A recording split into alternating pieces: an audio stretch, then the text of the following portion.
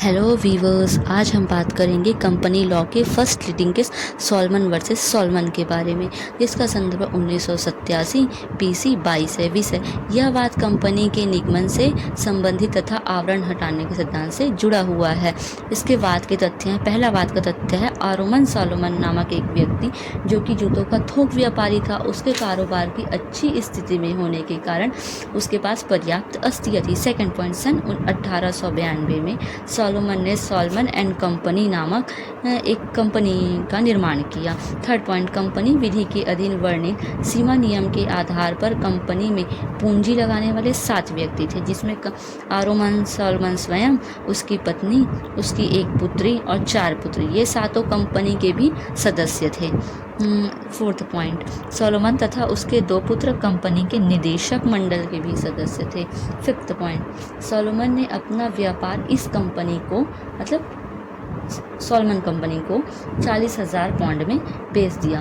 Company Solomon को नगद राशि देने के बजाय एक पौंड के 20,000 पौंड के चुकता अंश और 10,000 पौंड के ऋण पत्र जारी किए और 10,000 पौंड को नगद राशि दी, अर्थात कंपनी अभी भी 10,000 पाउंड की ऋणी थी। 6 पॉइंट, कंपनी के अन्य सदस्यों के पास एक पाउंड का अंश था। 7 पॉइंट, कंपनी की अवनति के कारण इसका क्या करना, खंडन करना पड़ा तथा उस समय कंपनी के पास 600 पाउंड की अस्थिया थी, जबकि उसकी दायित्व 17,000 पाउंड का था, जिसमें से 10,000 पाउंड सॉलोमन को ऋण पत्र के रूप में चुकाने थे, बाकी के 7,000 पाउंड अप्रतिभूत लेनदारों को चुकाने थे।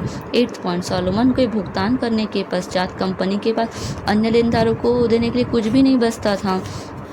9 पॉइंट, असुरक्षित लेनदारों द्वारा दावा किया जाता है कि धन का भुगतान पहले उन्हें किया जाना चाहिए, क्योंकि सॉलोमन एंड कंपनी कभी भी जो थी स्वतंत्र रूप से अस्तित्व में आई ही नहीं थी। सॉलोमन तथा कंपनी वास्तव में एक ही व्यक्ति थे, अतः सॉलोमन स्वयं कभी भी ऋणदाता हो ही नहीं सकता। 10th पॉइंट, सॉलोमन कंपनी का प्रबंधक निदेशक भी था और उसके 2 पुत्र भी निदेशक थे। 11 पॉइंट, अतः कंपनी की व्यवस्था अधिनियम के प्रतिकूल नहीं थी, यह कंपनी एकमात्र धोखा व कपट थी।